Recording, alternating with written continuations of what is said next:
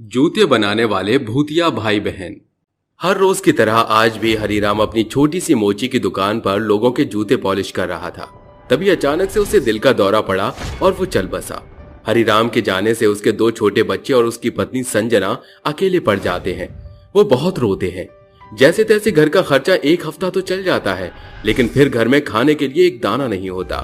तभी उसका 12 साल का बेटा अभय और 14 साल की माँ ही कहती है, माँ, आप ऐसे परेशान मत हो। मैं सोच रहा हूँ मैं पापा की दुकान खोलकर मोची का काम करूँ। उससे पैसे आ जाएंगे तो हमें इतना सोचना नहीं पड़ेगा। हाँ माँ, अभय सही कह रहा है। मैं भी उसके साथ दुकान पर चली जाती हूँ, क्योंकि हम दोनों तो पापा के साथ ही रहा करते थे। हम कर लेंगे। पर बेटा, तुम दोनों तो बच्चे हो, आना जाना कैसे करोगे? माँ, फिक्र मत करो, दीदी है ना मेरे साथ। हम दोनों शाम को आ जाया करेंगे। ठीक है बेटा, पर ख्याल रखना। अपनी माँ का आशीर्वाद लेकर दोनों हरीराम की दुकान भगवान का नाम लेकर खोलते हैं।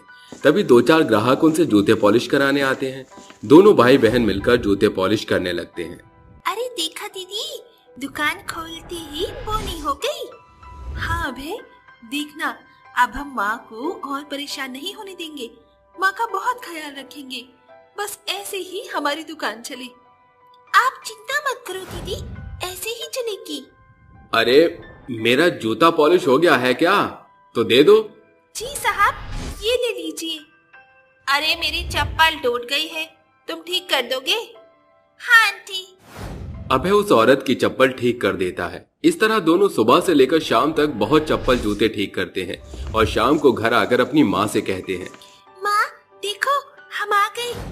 जरा अपनी आंखें बंद करो और हाथ आगे करो। पर हुआ क्या? अरे माँ, करो तो सही। अपने बच्चे की बात सुनकर संजना जैसे ही अपनी आंखें बंद करके हाथ आगे करती है तो दोनों बच्चे उसके हाथों में मुट्ठी भरकर पैसे रख देते हैं, जिसे देखकर वो कहती है, अरे बेटा, इतनी ज्यादा पैसे एक ही दिन में कैसे आए? बस माँ, भगवान की मेहर है। दुकान खोलते ही एक के बाद एक ग्राहक आए जा रहे थे। उसी से हमने आज बहुत पैसे इकट्ठे कर लिए। अब आप इससे अच्छा अच्छा खाना बनाना, हम आपको कोई तकलीफ नहीं होने देंगे। मेरे बच्चे अपने पिता के जाते ही इतने जिम्मेदार हो जाएंगे, पता नहीं था। ये कहकर वो अपने दोनों बच्चों को गले लगा लेती है। कुछ देर बाद सब बैठकर खाना खाते हैं, फिर बच्चे माँ की गोद में सो जाते हैं। अगले दिन फिर से दुकान पर जाते हैं तो एक लड़की अपनी महंगी सी सैंडल लेकर आती है, जिसमें हीरे जैसे नग लगे हुए थे, और वो कहती है, अरे बच्चों, क्या तुम मेरी ये सैंडल ठीक कर दोगे? देखो ना, कोई भी मोची वाला नहीं कर पा रहा है। अरे दीदी, मुझे दिखाओ, मैं कर देता हूँ, आसान है। और ध्यान से करना, मेरी फेवरेट सैंडल है। दीदी आप परेशान मत हो, मेरा भाई अच्छे से कर देगा। कुछ ही मिनटों में अभय उस लड़की की सैंडल को अच्छे से ठीक कर देता है, जिसे देखकर वो कहती है, अरे वाह, तुमने तो मेरी सैंडल पहले से भी ज्यादा सुंदर और मजबूत कर दी है। पैसे कितने हुए बताओ? पता है, 5-6 मोचियों ने जोड़ने से मना कर दिया था। 10 रुपए दीदी। ये लो 100 रुपए। अरे दीदी, ये तो बहुत ज्यादा है, मुझे इतने नहीं चाहिए। अच्छा, तो ये लो, पैसा रख लो, कभी खाए नहीं होगी तुम। तुम्हें ये मेरी तरफ से है। थैंक यू दीदी। घर जाकर बच्चे संजना के साथ उस पिज्जा को खाते हैं और बहुत खुश होते हैं। अरे बच्चों, ये सब्जी वाली रोटी बहुत मोटी है, लेकिन स्वादिष्ट है। अरे माँ, इसे पिज्जा कहते हैं, खाओ खाओ, और है। इस तरह दोनों बच्चे खूब मेहनत से मोची की दुकान संभालते हैं। लेकिन एक दिन जब वो रोड क्रॉस कर रहे थे तो एक ब्रेक फेल कार उन दोनों को कुचल देती है, जिसके बाद दोनों बच्चों के सिर से बहुत खून निकलता है और वो उठकर अपनी माँ के पास जाते हैं, जो खाना बना रही थी। माँ देखो ना, हमें कितनी जोर की लग गई है, हमारे सर से खून निकल रहा है। हाँ माँ, इधर देखो, आपके दोनों बच्चों के कितना खून बह रहा है। माँ सुनो ना। दीदी, माँ हमारी बात क्यों नहीं सुन रही? ये बच्चे आए क्यों नहीं अभी तक? इतनी देर हो गई। माँ, हम तो कब से आपके आगे हैं। आप देखिए, हमें आप सुन भी नहीं रही है। इतने में गांव का चंपक भागते भागते संजना के पास आता है और कहता है, अरे संजना, गजब हो गया, गजब। जल्दी अपने बच्चों के पास चल, उन्हें गाड़ी वालों ने कुचल दिया है। क्या? नहीं, ये नहीं हो सकता। पति तो पहले ही छोड़कर चला गया और अब बच्चे भी चले गए क्या? माही, ये माँ क्या कह रही है? तभी भागती हुई संजना अपने दोनों बच्चों की लाश को अपने सामने पाती है और बहुत फूट फूट कर रोती है। तभी दोनों बच्चों को पता चलता है कि वो मरकर भूत और चुड़ैल बन चुके हैं। अबे, ये क्या हो गया? हमें तो लगा कि हमारा नॉर्मल एक्सीडेंट हुआ, लेकिन यहाँ तो हम दोनों मर चुके हैं।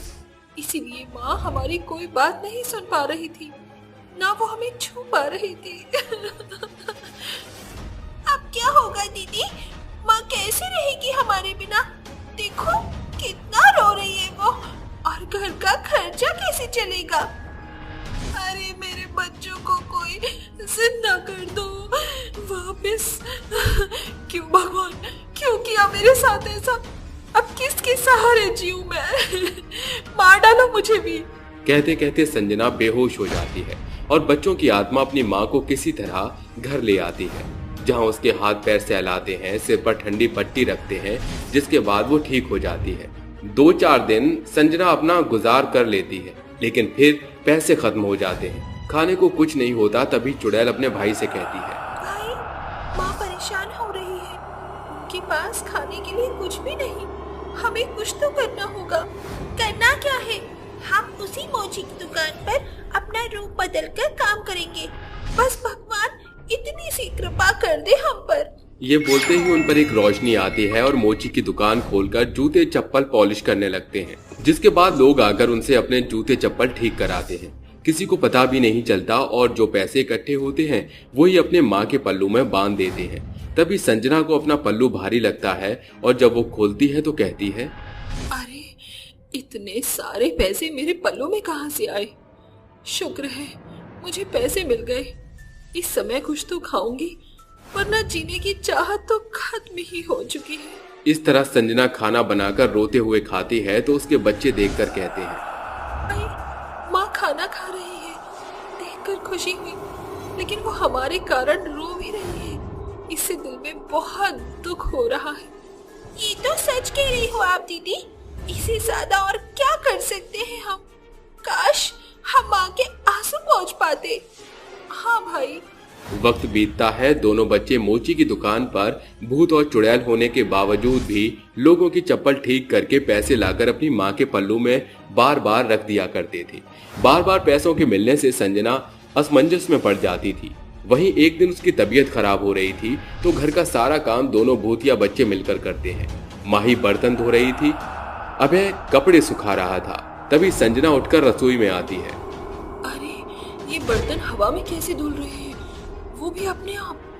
और ये क्या, कपड़े भी सूख रहे हैं? ये क्या हो रहा है मेरे घर में? कौन है, कौन है? सामने आओ। तभी उसके दोनों बच्चे सामने आ जाते हैं। माँ, हम दोनों हैं जो आपकी अब तक मदद कर रही थी। हाँ माँ, हम आपको ऐसे तकलीफ में नहीं देख सकते, पर आपको कभी छोड़कर नहीं जाएंगे। मेरे बच्चे, बहुत याद आती है तुम्हारी। इस तरह दोनों बच्चे अपनी माँ के साथ जिंदगी भर यूं ही रहते हैं और किसी को पता भी नहीं चलता। बाढ़ में डूबा चुड़ैल का परिवार। बिल्कुल तेजी के साथ नदी से एक उफान निकलता है और सारा पानी गांव की तरफ बढ़ने लगता है। देखते ही देखते मौसम बिगड़ जाता है और तेज बारिश आने लगती है। जैसे जैसे नदी का स्तर बारिश से बढ़ने लगता है उतनी तेजी से बाढ़ गांव की ओर बढ़ जाती है, जिससे सारी झुग्गी झोपड़ियां, कच्चे घर मुसीबत में आ जाते हैं और लोग हाहाकार मचाने लगते हैं। घर का सामान सहित लोग बाढ़ में तैर रहे थे। अरे अरे कोई बचाओ, अरे बचाओ कोई मुझे, अरे मैं डूब रहा हूँ, हे भगवान रक्षा करो मेरी, कहीं ये बाढ़ मुझे ले न डूबे। अरे कोई बचाओ, बचाओ मुझे, हे भगवान, इतने सारे लोग तो बाढ़ से पीड़ित हो चुके हैं, मुझे उनकी जान बचानी होगी। माँ जी, श्रेया, अब यहाँ जाकर बचाइए, मैं उनको बचाती हूँ। हाँ बेटा, तू उधर जा, श्रेया मेरे 7 लोगों को बचा लेगी। नहीं, पिंकू और ललित जी नहीं दिख रहे। चुड़ैल के ये कहते ही भूतिया ललित और पिंकू कुछ लोगों को बचाकर सुरक्षित जगह पहुंचा रहे थे। आप लोग सब लोग ठीक तो है ना? अरे भागो भागो, बाढ़ से तो बच जाएंगे, लेकिन भूत भूत आ गया, भूत। अरे आपको गलतफहमी हो रही है कोई। अरे रहने दीजिए पिताजी, आए हुए इंसान भी हमें इस रूप में देखकर डर जाएंगे क्योंकि हम अभी भूत के वेश में हैं। तुम सही कहते हो बेटा। इस तरह सास बहू भी बाढ़ में फंसे लोगों को बचाकर ले आते हैं। कुछ लोग उनका आभार प्रकट करते हैं तो कुछ उनसे डरकर भाग जाते हैं। इसमें उनकी भी गलती क्या थी? पर आखिरकार एक चुड़ैल परिवार मदद क्यों कर रहा था? क्या उनका कोई इससे रिश्ता था या बात कुछ और थी? जानने के लिए कहानी में आगे बढ़ते हैं। एक छोटी सी बच्ची एक मोटी लकड़ी के सहारे बाढ़ में डूबती हुई आगे जा रही थी। तभी चुड़ैल और उसकी बेटी की नजर उस पर पड़ती है और दोनों जाकर उसे बचा लेती है। बेटा डरो मत, तुम्हारी मम्मी कहाँ है? रो मत, चुप हो जाओ। आंटी आंटी, मेरी मम्मी बहुत सारे पानी में डूब गई। तभी उस लड़की को अपनी माँ बाढ़ में बहती हुई नजर आती है और उसे देखकर वो माँ माँ चिल्लाने लगती है। बचाओ बचाओ, कोई मेरी मम्मी को बचाओ। मेरी मम्मी डूबती हुई जा रही है। माँ, मैं इसका ख्याल रखती हूँ, आप जाकर इसकी मम्मी को बचाकर ले आइए। जल्दी जाइए माँ। हाँ बेटा। चुड़ैल अपनी बेटी की बात सुनकर जल्दी से उस औरत को बचाने जाती है। वो अपनी शक्तियों से पकड़ने की कोशिश करती है, मगर उस बच्ची की माँ और तेजी से पानी में बह जाती है। चुड़ैल फिर भी हार नहीं मानती और उस औरत को बचाने के लिए आगे बढ़ती है, लेकिन इतने में एक बड़े पत्थर से टकराकर उस औरत की मौत हो जाती है। इस बात से उसे बहुत दुख पहुंचता है। साथ ही बारिश बंद हो जाती है, जिससे बाढ़ का स्तर कम हो जाता है और चुड़ैल का परिवार बाढ़ के पीड़ित लोगों को बचा लेते हैं। लेकिन चुड़ैल उस औरत को बचा न पाने से निराश हो जाती है और कहती है, माँ जी, ये मुझसे क्या हो गया? मुझे खुद पर बहुत गुस्सा आ रहा है। बेटा, जो होना था वो तो हो चुका है, उसका नुकसान तू अपने सर क्यों ले रही है? हाँ, कोशिश तो की है ना तुमने उस औरत को बचाने के लिए। ये तो है नहीं कि तुमने उसे इस हाल पर ही छोड़ दिया हो। नहीं, मैंने ऐसा नहीं किया। पर माँ जी, हमारा मकसद तो यही था ना कि हम बाढ़ के लोगों को बचाएं, और उस औरत को बचाने में मैं असफल हो गई। माँ, आप ऐसा क्यों सोच रही हो? आप ये देखो ना कि आपने बाढ़ में फंसे इतने सारे लोगों को बचाया। आंटी की मौत एक हादसा थी जो हो गई। हाँ माँ, आप फिक्र मत कीजिए, अब से हम किसी को भी बाढ़ में मरने नहीं देंगे। हाँ बिल्कुल बेटा। इस तरह चुड़ैल का परिवार बाढ़ में फंसे लोगों को बचा लेता है और पीड़ित लोगों को खाने पीने की सुविधा और रहने की जगह उपलब्ध कराता है। आमतौर पर यह काम सरकार का था, लेकिन न तो वो उस गांव की ओर जाती है और न ही उनके लिए जरूरी चीजें उपलब्ध कराती है। वहीं गांव के लोगों को जब चुड़ैल का परिवार खाना पीना देता है तो वो लोग कहते हैं, अजीब बात है, गांव में इतना भयंकर बाढ़ आ गया, लेकिन सरकार को इससे कुछ फर्क नहीं पड़ता। हमारे पास में रहने को ना जगह है, ना कुछ खाने को। मुआवजा देने की जगह सरकार तो यहाँ झांकना भी नहीं चाहती। ये तो तुम बिल्कुल ठीक कह रही हो निर्मला बहन। पता नहीं भगवान की ये कैसी मोह माया है, लगे न पल भर उजड़ने में, लेकिन सालों लग जाए संवरने में। मुझे तो गुस्सा आता है ऐसी सरकार पर। ललित जी, आप शांत हो जाइए, लोगों के पास कुछ नहीं है, चलिए उन्हें कुछ बनाकर दे देते हैं। ऐसा कहकर दोनों खाना बनाते हैं और उन लोगों को जाकर बांटते हैं। तब वो लोग कहते हैं, एक ये है जो हमारी मदद करते हैं और एक वो निकम्मी सरकार और मुखिया। बिल्कुल ठीक कहा भाई साहब, पर मैं जानना चाहती हूँ कि आप चुड़ैल और भूत होकर मदद क्यों कर रहे हैं, जब इंसानियत ही इंसान के काम नहीं आ रही।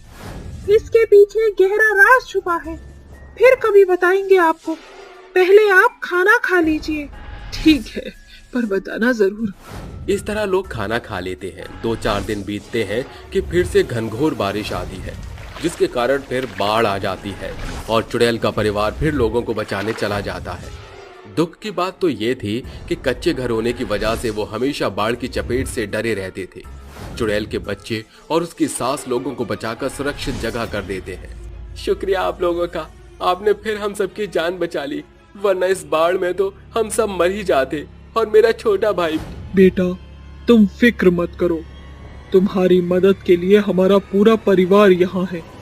हम जब तक इस बाढ़ का कोई पक्का इलाज न कर दे, हम सब तुम सबको छोड़कर नहीं जाएंगे। आप लोग बहुत अच्छे हैं, पर आपने हमें ये बात नहीं बताई कि आखिर ये सब करने का आपका क्या इरादा है।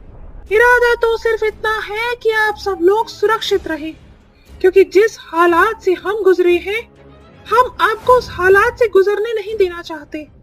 कुछ साल पहले की बात है, मैं सलोनी अपने परिवार, सासू माँ, मेरे 2 बच्चे और ललित जी, इन सब के साथ में इसी गांव में रहती थी।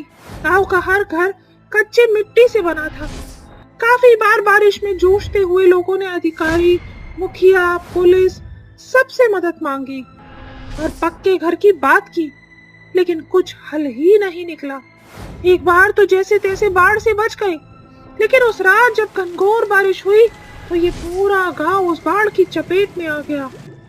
एक एक चीज इतनी मुश्किल हो गई। बाढ़ इतना भयंकर था कि उसमें मेरा परिवार मर गया। हमने बहुत मदद मांगी, लेकिन कोई नहीं आया। मृत्यु की वजह से मेरा परिवार भूत और चुड़ैल बनकर भटक रहा है। तभी मेरे परिवार ने प्रण लिया कि बाढ़ से ग्रस्त लोगों की मदद करेंगे। इसलिए जब तक हम आप सब लोगों को सरकार द्वारा पक्का घर या सुरक्षित जगह न दिलवा दें, तब तक हम आपको कहीं छोड़कर नहीं जाएंगे। आप सब लोग बहुत अच्छे हैं। प्राकृतिक आपदा में आपका पूरा परिवार चला गया, लेकिन आपने हिम्मत नहीं हारी। अब हमें मुखिया के पास जाना होगा और आप सब लोगों को मांग करनी होगी। चुड़ैल की बात मानकर गांव के सभी लोग और चुड़ैल का परिवार मुखिया और अधिकारी लोगों के समक्ष खूब नारेबाजी और पक्के घर की बात करते हैं, जिसकी जोर से अधिकारी लोग कहते हैं, अरे ठीक है, नारेबाजी करना बंद कीजिए। मैं इस गांव के पक्के रास्ते, पक्का घर और नदी की ओर बांध बनाने का प्रबंध करता हूं। इससे फिर कभी आपको बाढ़ का सामना नहीं करना पड़ेगा। अब तक हमारी सरकार ने आपके लिए कुछ मदद नहीं करी, इसके लिए हम माफी चाहते हैं और हमारी आंखें खोलने के लिए चुड़ैल के परिवार को हम नमन करते हैं। शुक्रिया अधिकारी जी, आपने इन लोगों को पक्का घर देने की ठान ली। मेरे परिवार को मुक्ति मिल गई है। अब हमें जाना होगा। ये कहते ही चुड़ैल का परिवार स्वर्ग की ओर प्रस्थान करता है। लंबी गर्दन वाली सास। स्वरूपगढ़ गांव में गंगा नाम की एक बेहद लंबी गर्दन वाली औरत रहती थी। पूरा गांव अक्सर उसके लंबी गर्दन पर गहरी चर्चा किया करते थे। एक सवेरे गंगा हॉल में पसरी टीवी पर नजर टिकाए बैठी थी। तभी उसकी बहू नीति उसे रसोई के भीतर से पुकारती है, माँ जी जल्दी आइए माँ जी, वरना गजब हो जाएगा। इस पर गंगा झटपट से रसोई घर में आकर कहती है, अरे ऐसा भी क्या गजब हो गया नीति बहू, जो बादल के जैसे गरज रही हो। नीति अपनी सास को एकटक निहारती हुई कहती है, वो माँ जी, पिछले पौना घंटे से मसाले का डिब्बा खोज रही हूँ। आप अपनी तार जैसी गर्दन को बढ़ाकर जरा जल्दी से मसाले का डिब्बा खोज दोगी। वो क्या है ना, अगर दाल में हल्दी नहीं पड़ी तो बेचारी मेरी दाल विधवा हो जाएगी। अब तेरी ये छोटी गर्दन से गंदगी तो दिखाई पड़ती नहीं। कल सांझ को मेरी लंबी गर्दन रसोई घर की गंदगी पर चली गई। मैंने रसोई घर की सफाई की थी और झाड़ बहार करके मसाले को ऊपर वाली दराज में धर दिया था। गंगा अपनी लंबी गर्दन घुमाकर झट से मसाला उतारकर अपनी बहू को थमा देती है और कहती है, बहू, मैं जरा गांव घूमने जा रही हूँ, ठीक है? जी ठीक है माँ जी। फिर गंगा गांव में घूमने निकल पड़ती है। तभी दो औरतें सरला और मोहिनी उसे आता देख कहती हैं, सरला देख, लंबी गर्दन वाली गंगा आ रही है, आज इसकी खिंचाई करते हैं। क्या खुसर फुसर कर रही थी तुम दोनों मेरे बारे में? अरे गंगा, सरला की गाय खूंटा तोड़कर भाग गई है। जरा अपनी लंबी गर्दन उठाकर देख, तुझे कहीं दिखाई पड़ रही है क्या? मोहिनी, तूने क्या मुझको गांव में रहने के चलते गवार समझा है? सरला की गाय गौशाला में बंधी पड़ी है। मेरी लंबी गर्दन के साथ तेरी आंख और भौहें भी चलती हैं। बिट्टे भर की ततैया कहीं की। कम से कम हमारी गर्दन इंसानों जितनी साधारण तो है। तेरी ये लंबी गर्दन तो जब देखो जिराफ के जैसे अकड़े रहती है। वैसे गंगा, तेरी ये लंबी गर्दन का राज क्या है? कहीं रात में उठ कर चोरी छिपे कॉम्प्लेन तो नहीं गटका? अपनी गर्दन की खिल्ली उड़ता देख गंगा उन्हें झड़पते हुए कहती है। अरे बंद करिए दांत फाड़ना। मेरे लंबे गर्दन से मैं कोसों दूरी की चीजें आसानी तौर से देख सकती हूँ। गंगा अपनी लंबी गर्दन का बखान करके घर लौट आती है और कहती है, जाने ये लुगाइयाँ चाहती क्या हैं? बोलो, भला पूरे गांव में गंगा के सिवाय और कोई है जिनकी इतनी लंबी गर्दन हो? सासू माँ का पारा चढ़ा हुआ देखकर लगता है कि आज फिर गांव की औरतों ने माँ जी के लंबी गर्दन का गुड़ गोबर किया है। अरे माँ जी, आपका चेहरा क्यों मुरझाया हुआ है? मत पूछ, मेरी ये लंबी गर्दन आफत बन गई है। मजाक का पात्र बनकर रह गई है तेरी सास। माँ जी, अगर आपकी ये लंबी गर्दन आपकी खूबसूरती में 4 चांद लगा दी तो? वो कैसे बहू? चलिए मेरे संग। नीति अपनी सास को आईने के आगे बैठकर अपना एक हार उसकी गर्दन में पहनकर कहती है, माँ जी, आँख खोलकर देखिए। अरे वाह बहू, ये हार तो सचमुच मेरी लंबी गर्दन की शोभा को बढ़ा रहा है। दोनों सास बहू एक दूसरे के साथ प्यार साझा करती हैं। कुछ दिन ऐसे ही गुजर जाते हैं, मगर फिर कुछ ही दिनों बाद मॉनसून का महीना शुरू हो जाता है, जिसके साथ एक सुबह मूसलाधार तूफान भरी बरसात होती है। अरे बहू, तूफान थम गया, दूध की डोलची ले आ। लीजिए माँ जी। गंगा दूध लेने के लिए घर से निकल पड़ती है और चारों ओर ताकते हुए कहती है, अरे इस बरसात में तो गांव में भारी तबाही मचाई है। एकाएक उसके कानों में किसी के रोने की सिसकियां सुनाई देती है। गंगा लंबी गर्दन घुमाकर देखती है कि भूषण माथा पकड़े चौखट पर बैठा है। अरे भीषण बेटा, क्या हुआ? तू इतना परेशान क्यों है? क्या बताऊं गंगा मौसी, पाई पाई जोड़कर 2 दिन पहले ही घर की छप्पर बदलवाई थी, मगर बरसात और तूफान ने ऐसी तबाही मचाई है कि छत की छप्पर जगह जगह से खिसक चुकी है। भरसक कोशिश की मगर कुछ दिखाई नहीं पड़ रहा। अरे इतनी सी बात, तेरी गंगा मौसी की लंबी गर्दन किस दिन काम आएगी? गंगा अपनी लंबी गर्दन का फायदा उठाकर भूषण की चौखट से सटे ऊंचे चबूतरे पर चढ़कर अपनी लंबी गर्दन को ढाल और हाथों को तलवार बनाकर सारे छप्परों को जगह जगह पर लगाकर कहती है, ले भूषण, हो गया तेरा आशियाना एकदम नया का नया। अभी गंगा चैन की आह भर ही रही थी कि गांव के सभी उसे आकर मदद की गुहार करने लगते हैं। अरे गंगा, जरा अपनी लंबी गर्दन से हम सभी की मदद कर दो। गंगा अपनी लंबी गर्दन से एकाएक सभी के उजड़े आशियाने को ठीक करती है, जिसके बाद सरला कहती है, गंगा, अगर तुम्हारी लंबी गर्दन न होती तो पूरे बरसात हमारा घर बरसात का सोता बन जाता। हमारी छोटी गर्दन से हम देख ही नहीं पा रहे थे कहाँ से छप्पर हटा है। तुम्हारी ये लंबी गर्दन हमारे खातिर औजार का काम कर गई। आज पूरा गांव गंगा की लंबी गर्दन का गुणगान कर रहा था, जिसे देख गंगा की गर्दन फक्र से एकदम ऊंची हुई दिखाई पड़ रही थी। समय गुजरता जा रहा था, जिसके साथ नीति कहती है, माँ जी, सावन की पावन मेला शुरू हो चुकी है।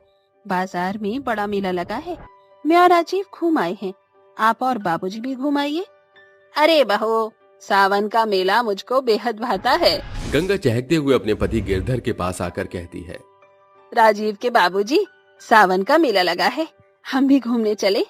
अरे मुझे फुर्सत नहीं है, तुम बहू को लेके चली जाओ। जब भी मैं कहीं संग जाने को कहती हूँ तो आप मेरी बात को टाल क्यों देते हैं? आपको याद है ब्याह के बाद आप मुझे कितनी बार घुमाने फिराने ले गए थे? पहले जैसा कुछ नहीं रहा गंगा। अरे जब ब्याह हुआ था तब तुम मेरे कंधे तलक भी नहीं आती थी। मेरी शर्ट का बटन तुम पटरे पर चढ़कर लगाती थी। सारा कसूर तुम्हारी इस जिराफ जैसी लंबी गर्दन का है, जो एकाएक इतनी बढ़ गई है। विकट प्राणी लगती हो तुम मुझको।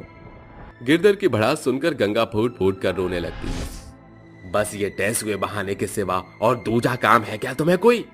पत्नी का कद पति से नीचा अच्छा लगता है, मगर जब से तुम्हारी ये लंबी गर्दन बढ़ी है, मेरे कद तुम्हारे सामने कम हो गया है। ऐसा लगता है जैसे मेरा औहदा भी छिन गया। गंगा अपने आंसू को छुपाने के लिए जैसी गर्दन ऊपर की ओर उठाती है तो उसे झूमर नीचे गिरता हुआ साफ दिखाई पड़ जाता है। पीछे हट जाइए, झूमर गिरने वाला है। अच्छा, तो अब तुम्हें अपनी इस 3-4 इंच लंबी गर्दन से इतना ऊंचे पर टंगा झूमर गिरता दिखाई पड़ रहा है। तुम्हें अपनी लंबी गर्दन का गुमान चढ़ गया है ना, इसलिए मनगढ़ंत कहानी बनाई जा रही हो। एकाएक झूमर तेजी से नीचे की ओर गिरता है। गंगा झूमर को अपनी गर्दन से रोककर गिरधर को दूर झटक देती है, मगर झूमर का कांच गंगा की गर्दन में चुभ जाता है। सभी उसको लेकर अस्पताल पहुंचते हैं, जहां डॉक्टर जांच पड़ताल करने के बाद कहता है, इनकी इतनी लंबी गर्दन कब से है? जी डॉक्टर, कुछ 5 बरस से। आपको खबर है, ऐसे लोगों को जो भीड़ से एकदम अलग है, इनका नाम गिनीज बुक में दर्ज होता है। खैर, भीतर आकर गिरधर अपनी पत्नी से माफी मांगता है। गंगा, अरे मुझे माफ कर दो। मैंने सालों तुम्हें तुम्हारी लंबी गर्दन की खातिर कोसा, दुत्कारा, मगर आज तुम मेरी नजरों में और ज्यादा ऊंची हो गई हो। अजी, जो होता है अच्छे के लिए होता है। ये नियति का लेख था जो बीत गया। इसके बाद नीति अपनी सास की लंबी गर्दन को इंस्टाग्राम पर पोस्ट करती है, जिसके कुछ ही दिनों में कुछ रिपोर्टर्स उनके गांव में आकर गंगा की गर्दन का लाइव टेलीकास्ट कराते हैं। बहू के अथक प्रयास से गंगा की लंबी गर्दन गिनीज बुक में दर्ज हो जाती है, जिससे उसे लंबी गर्दन का खिताब भी हासिल होता है। चुड़ैल की लाडली बहू रानी। यशोदा को हमेशा से बेटी की चाहत थी, लेकिन फिर उसके इकलौते बेटे साहिल से श्रद्धा का विवाह हो जाता है। विदाई के वक्त यशोदा अपने पिता से गले लगकर रोती है। अरे बस बेटा, अब और मत रो। मैं जानता हूं यशोदा जी तुझे अपने बच्चे की तरह ख्याल रखेंगी। सुरेश जी, आपको अपनी बेटी की चिंता करने की जरूरत नहीं है। अब से ये मेरी बेटी है, इसीलिए आप निश्चिंत रहिए। मैं इसकी आंखों में एक भी आंसू नहीं आने दूंगी। श्रद्धा की विदाई हो जाती है। फिर यशोदा अपने बहू बेटे को घर लाकर उनका गृह प्रवेश करती है। श्रद्धा उसके पैर छूती है तो कहती है, ना ना ना श्रद्धा बेटी, मैंने तुझे दिल से बेटी माना है, इसीलिए मेरे पैर मत छुओ। भगवान तुम दोनों की जोड़ी सलामत रखे। शुक्रिया मम्मी जी। जाओ, तुम दोनों थक गए होगे ना, आराम कर लो।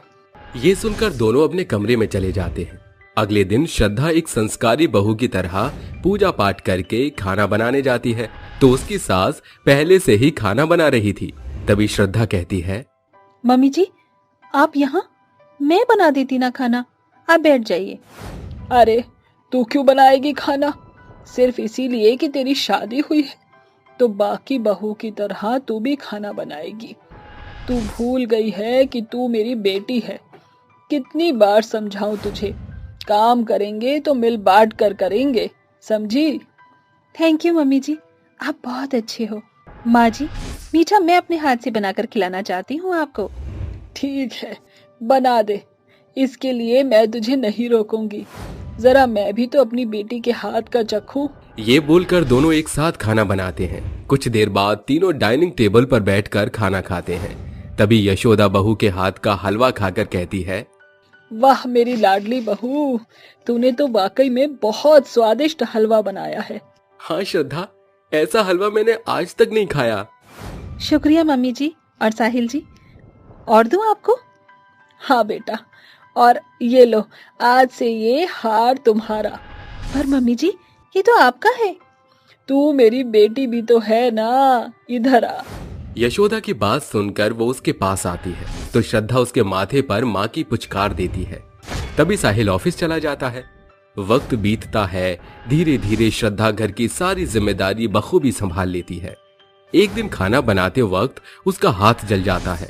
तभी यशोदा दवाई लगाते हुए उसे डांटती है। श्रद्धा बेटा, ये क्या किया तूने? आराम से करना था काम, हाथ जला लिया ना। अब थोड़े दिन तक तू कोई काम नहीं करेगी, समझी? मम्मी जी मैं ठीक हूँ, आप परेशान हो रही हैं खामका। थप्पड़ मारूंगी खींचकर। आज के बाद दोबारा कहा तो। तू बेटी है मेरी, चुपचाप बैठ, मैं खाना लेकर आती हूँ। ये कहते ही यशोदा उसके लिए खाना लेकर आती है और अपने हाथ से खिलाती है तो श्रद्धा की आंखों में आंसू आ जाते हैं और वो रोने लगती है। अरे बेटा, तू रो क्यों रही है? मैंने तुझे ज्यादा डांट दिया क्या? बेटा मुझे माफ कर दे, मुझे ऐसे नहीं कहना चाहिए था। नहीं मम्मी, ऐसी कोई बात नहीं है। वो आपने इस तरीके से डांटा और केयर की तो आंसू आ गए। कभी इतना प्यार मिला नहीं माँ का। वो होती तो ऐसे ही करती। बेटा अब से मैं ही तेरी माँ हूँ और तू मेरी बेटी है, इसलिए जब भी तेरा मन करे तो मेरी गोद में आकर सर रख लेना। मम्मी जी, ये कहकर आपने मेरा मन का बोझ हल्का कर दिया। ये कहते ही श्रद्धा उसकी गोद में सिर रखती है। ऐसे ही एक दिन दोनों मार्केट जा रहे थे।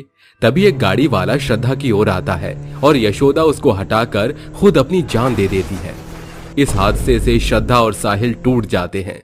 यशोदा की तस्वीर हाथ में लेकर श्रद्धा रोती हुई कहती है, मम्मी जी, क्यों आप मुझे छोड़कर चली गई? लगता है मेरे नसीब में माँ का प्यार था ही नहीं। क्यों भगवान जी, आपने मेरी मम्मी जी को भी मुझसे छीन लिया। अब मैं किसकी गोद में सर रखा करूंगी? छुओ मत मेरी मम्मी की तस्वीर को, तुम्हारी वजह से आज उनकी जान चली गई। अगर मम्मी तुम्हें बचाती ही नहीं तो आज मेरे पास होती। नहीं नहीं साहिल जी, ऐसा बिल्कुल भी नहीं है। मैं नहीं चाहती थी मम्मी जी के साथ ऐसा हो। मुझे पता होता तो मैं मम्मी जी को बचाकर अपनी जान दे देती। तुम तो रहने दो श्रद्धा, मेरे पास ही मत आओ। हफ्ते बीत जाते हैं। यशोदा के जाने से दोनों के बीच मनमुटाव आ जाता है। साहिल ठीक से बात नहीं करता था। वहीं श्रद्धा भी यशोदा को याद करके रोती रहती थी। एक दिन वो स्टूल पर चढ़कर रसोई में डिब्बा उतार रही थी कि गिर जाती है। तभी अचानक से वो हवा में थम जाती है और कहती है, ये मैं हवा में कैसे लटकी हूँ? कैसे बच गई मैं? उसे बचाने वाली कोई और नहीं बल्कि उसकी सास यशोदा थी, जो चुड़ैल बनकर वापस आ गई थी। अच्छा हुआ जो मैंने श्रद्धा को बचा लिया, वरना मेरी फूल जैसी बच्ची के लग जाती। मुझे कितना याद करके रो रही है। साहिल जी आते होंगे। मैं जल्दी से खाना बना लेती हूँ। पहले उनके लिए कुर्ता निकाल कर रख देती हूँ, आकर पहन लेंगे। श्रद्धा ये बोलकर रूम में जाकर साहिल के लिए कुर्ता निकाल देती है। इतने में यशोदा उसके लिए खाना बना देती है और जब श्रद्धा रसोई में आती है तो बना हुआ खाना देखकर हैरान रह जाती है। अरे ये खाना कैसे बन गया इतनी जल्दी? मैंने तो कुछ भी नहीं किया था। दोनों बैठकर जब खाना खाते हैं तो खाने के स्वाद में श्रद्धा को यशोदा के हाथ का स्वाद आता है। ये खाने का स्वाद तो माँ जी के हाथों का लग रहा है। आज तुमने खाना बिल्कुल माँ के जैसा बनाया है, शुक्रिया। अब इन्हें कैसे बताऊं कि ये खाना मैंने बनाया ही नहीं है। पर चलो अच्छी बात है, उन्होंने मुझसे आज बात तो की। मेरा इतना करने से दोनों के बीच बात तो हुई, लेकिन अभी और कुछ करना पड़ेगा। मेरी वजह से दोनों के बीच मनमुटाव जो आ गया है। सुबह सामान लाते वक्त बारिश में वो भीग जाती है, जिससे उसे बुखार और जुकाम हो जाता है और थककर वो सो जाती है। श्रद्धा जब उठने की कोशिश करती है तो उसे उठा नहीं जाता और वो गिर जाती है। ये क्या हो रहा है? मेरा बदन क्यों टूट रहा है? मुझसे खड़ा भी नहीं होया जा रहा। उनके लिए खाना बनाना है, कपड़े धोने हैं। हाय, मेरी बच्ची को बुखार आ गया है। जल्दी से सारा काम मैं ही कर देती हूँ। चुड़ैल ये बोलते ही घर का सारा काम A to Z सब कर देती है। श्रद्धा उठकर बाहर आती है तो उसे सारे कपड़े धुले हुए, खाना, सफाई सब करा हुआ दिखाई देता है। अरे ये क्या? कपड़े तो धुलकर सूख गए, खाना बन गया, घर साफ हो गया। ये सब हुआ कैसे? मुझे कुछ समझ नहीं आ रहा। मेरा सर चकरा रहा है। ये कहते ही वो बेहोश हो जाती है। तभी साहिल आकर उसे उठाकर कमरे में ले जाता है। श्रद्धा तुम्हें क्या हुआ? अरे इसे तो बहुत तेज बुखार आ रहा है। बहू श्रद्धा, ये क्या हो गया मेरी बच्ची को? ये बोलते ही उसके माथे पर वो पट्टी करता है। कुछ देर बाद उसका बुखार उतर जाता है और वो होश में आ जाती है। तुम पागल हो श्रद्धा, तुम्हें पता नहीं कितना डर गया था मैं। अरे मुझे माफ कर दो, मैंने तुमसे ज्यादा नाराज हो गया था। मैं खाना बनाकर आता हूँ। कहीं मत जाइए, खाना बन चुका है। पर किसने बनाया? तुम्हारी तबीयत खराब है। मम्मी जी ने ही बनाया खाना। अब तो आप मेरे सामने आ जाइए मम्मी जी। मुझे पता है ये सारा काम आपने किया है और मुझे बचाया भी आपने ही था। श्रद्धा की बात सुनकर वो उसके सामने आ जाती है। माँ? हाँ बेटा, मैं। पर श्रद्धा, तुझे पता कैसे चला? पता तो मुझे आपका हाथ का खाना खाने से ही चल गया था और फिर ये सारा काम किया। मुझे महसूस हो रहा था कि जरूर आप ही मेरे आसपास हैं। क्या करूं? तू इतना रोती थी तो मुझे आना ही पड़ा। तेरी ममता मुझे खींच लाई। वो दोनों उसके गले लग जाते हैं। इस तरह यशोदा मरने के बाद भी अपने बच्चों के साथ हमेशा यूं ही रहती है और उसकी लाडली बहू लाडली बेटी बन जाती है। एक अनाथ आश्रम में 10 साल का लड़का रात में रोते हुए कपड़े धो रहा था। बेचारे ने जैसे तैसे कपड़े धोकर रस्सी पर सुखाए थे कि रस्सी टूट पड़ी और सारे कपड़े गंदे हो गए। ये देखकर इस आश्रम का मालिक सहवाग उसे डांटते हुए कहता है, अरे ये क्या नालायक, तुझसे अभी तक कपड़े नहीं धुले, ऊपर से और गंदे कर दिए। बहुत हो गया तेरा, अब मैं तुझे खाना बिल्कुल नहीं दूंगा। चाचा चाचा, मैंने कपड़े धो दिए थे, गलती से गिर गया, रस्सी ढीली थी। पहले चाचा मुझे खाना दे दो, बहुत तेज भूख लग रही है, पेट में बहुत दर्द हो रहा है, सुबह से कुछ नहीं खाया।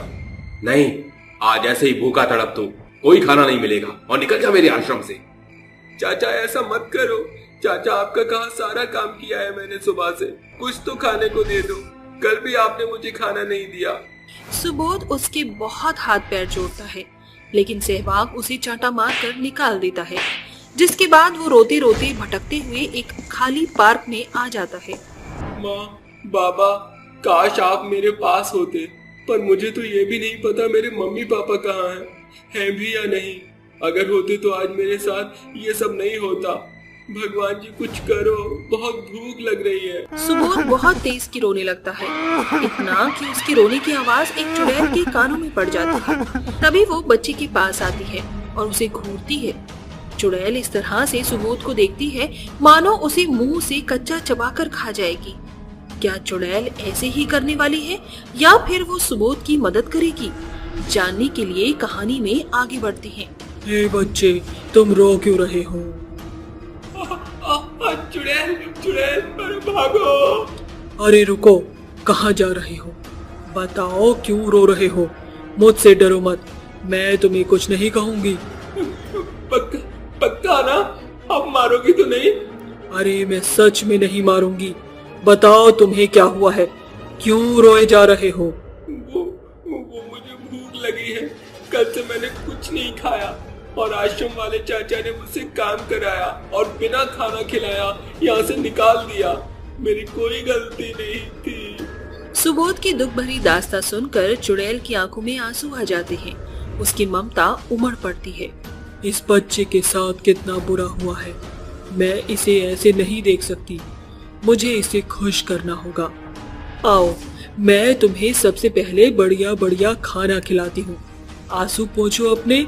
ये कहते ही चुड़ैल अपनी जादू से इसके लिए खाना लाती है और इतना सारा खाना देखकर बच्चा कहता है, अरे वाह चुड़ैल आंटी, इतना सारा खाना मेरे लिए, मैं खाऊंगा इसको। हाँ, ये सब तुम्हारा है, खाओ। ये सुनते ही सुबोध एक एक करके सारे पकवान, फल, जूस सब खाकर डकार मारता है। शुक्रिया चुड़ैल आंटी, मेरा तो पेट ही भर गया, पर अब मैं सोऊंगा कहाँ? वो सहवाग चाचा तो बहुत मारते हैं। अरे हाँ बेटा, तुम चिंता मत करो, तुम्हारे चाचा का इंतजाम तो मैं करती हूँ। आओ मेरे साथ, डरो मत।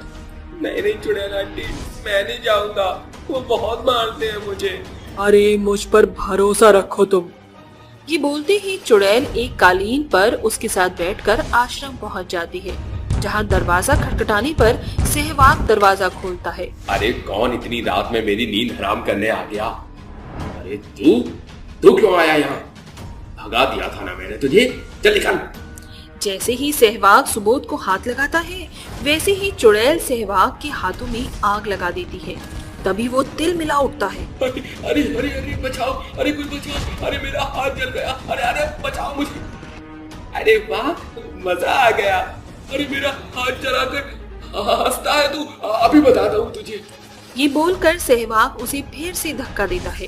तभी चुड़ैल उसका गला पकड़ते हुए कहती है, ये सड़ी हुई मछली के कांटे, अगर तूने इस बच्चे को आश्रम से निकाल दिया तो मैं तुझे कच्चा चबाकर खा जाऊंगी। फिर पता है तेरा क्या होगा? बेहतर होगा कि तू इस बच्चे को इज्जत और प्यार से यहाँ रख, वरना जानता है ना तू। हाँ, मैं समझ गया। मैं सुबोध को अब और परेशान नहीं करूंगा, ना किसी और बच्चे को। भगवान के लिए मुझे छोड़ दो, मैं किसी को नहीं मारूंगा। सारे बच्चे खुश रहेंगे यहाँ, अब से सारे बच्चे खुश रहेंगे। सहवाग की बात सुनकर चुड़ैल सुबोध को वहीं छोड़ देती है।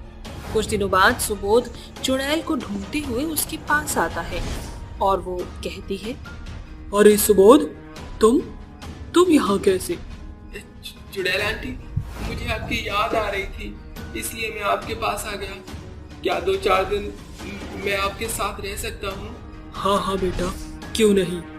ये सुनकर चुड़ैल की आंखें नम हो जाती है। कुछ दिन तक वो अपने हाथ से उसे खाना खिलाती है, उसके साथ खेलती है, लोरी सुनाती है। चुड़ैल के साथ सुबोध को देखकर दूसरी चुड़ैल कहती है, ओहो, तो चंपा के साथ आश्रम में ये बच्चा रह रहा है। अगर मैं इसकी असली माँ बनकर इसे अपने पास ले आऊं तो इस बच्चे को खा सकती हूँ। किसी को शक भी नहीं होगा मुझ पर। वो चुड़ैल अपना रूप बदलकर अपना लाचार मुंह बनाकर सुबोध के पास जाकर उसे गले लगाकर कहती है, अरे मेरा बच्चा, जिगर का टुकड़ा, कहाँ था तू? इतने दिन से मैं तुझे ढूंढ रही थी, फिर पता चला तो आश्रम से यहाँ आ गया है। अरे इस चुड़ैल के साथ क्यों रह रहा है तू? दूर हट, ये तुझे खा जाएगी। भला ये तुम्हारा बच्चा कैसे हो सकता है? इतने साल से कहाँ थी फिर तुम? मैं अपने बच्चे को ढूंढ रही थी। गुस्से में आकर मैंने उसे छोड़ दिया था, लेकिन फिर मैं आ गई। मुझे अपनी गलती का पछतावा हो गया है। इस तरह से वो दोनों सुबोध का दोनों ओर से हाथ पकड़कर खींचने लगती हैं। वहीं गांव वाले भी इकट्ठा हो जाते हैं और दोनों के खींचने से बच्चे के हाथ में दर्द होने लगता है। मुझे लग रही है। अरे छोड़ो, मुझे दर्द हो रहा है। अरे छोटे से बच्चे को छोड़ दे। कौन सा तेरा बच्चा है? वो उसकी माँ उसे लेने आई है, जाने दे। सुबोध को दर्द हो रहा है, कहीं उसे लग गई तो छोड़ देती हूँ। क्या पता यही उसकी माँ हो। ना चाहते हुए भी चुड़ैल को गांव वालों के कहने में आकर सुबोध को छोड़ना पड़ता है, क्योंकि वो उसे दर्द में नहीं देख पा रही थी। दूसरी चुड़ैल उस बच्चे को ले जाती है और रस्सी से बांध देती है। अगर आप मेरी माँ हो तो आपने मुझे ऐसे क्यों बांध रखा है और मुझे इतने सालों पहले क्यों नहीं लेने आई? अरे चुप कर, कितना बोलता है तू? मैं तेरी कोई मावा नहीं हूँ। मैं तो तुझे खाने के लिए उस चुड़ैल के पास से लाई हूँ। ये बोलकर चुड़ैल अपने असली रूप में आ जाती है कि तभी चंपा चुड़ैल सुबोध को ये देखकर उसे छुड़ाने के लिए वहाँ आ जाती है। वहाँ आकर वो अपनी शक्तियों से उस चुड़ैल को मार डालती है। गांव वालों के सामने सुबोध को वो अपने गले लगाकर कहती है, देख लिया आपने अपनी लापरवाही का नतीजा। अगर आप सुबोध को चुड़ैल के हवाले न करते तो वो तो उसे खा ही जाती। वो तो अच्छा हुआ कि मैंने देख लिया, मुझसे रहा नहीं गया। हमें माफ कर दो, हमें पता नहीं था। हमें लगा कि वो उस बच्चे की माँ है। हाँ, हमें यही लगा था। और एक चुड़ैल होकर तुम्हारी ममता इतनी क्यों बढ़ाई इस बच्चे के प्रति? क्योंकि मैं माँ बनते बनते रह गई। माँ बनने का सुख नहीं मिला। एक वक्त पहले मैं 9 महीने की गर्भवती थी, लेकिन मेरी देवरानी मुझसे इतनी चिढ़ती थी कि उसने मुझे धोखे से पपीता खिलाकर मेरे बच्चे को नुकसान पहुंचाया और मेरा बेटा मरा हुआ पैदा हुआ। उसके बाद घर वालों ने, गांव वालों ने इतने ताने दिए कि मैंने खुदकुशी कर ली। मैं अपने बच्चे को बहुत खिलाना चाहती थी और जब मैंने सुबोध को इस तरह रोते हुए देखा तो मेरी ममता उमड़ आई और फिर मुझसे रहा नहीं गया। मैं उसके साथ खेलने लगी और जब उसे दर्द हुआ और जब वो चुड़ैल उसकी माँ बनकर आई तो मैंने सुबोध को उसे ले जाने दिया। अगर वो असली माँ होती तो वो उसे दर्द नहीं पहुंचाती।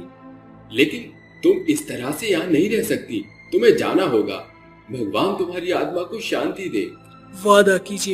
वादा कीजिए आप सभी कि आप उसका बहुत ध्यान रखेंगे, तभी मुझे मुक्ति मिल पाएगी।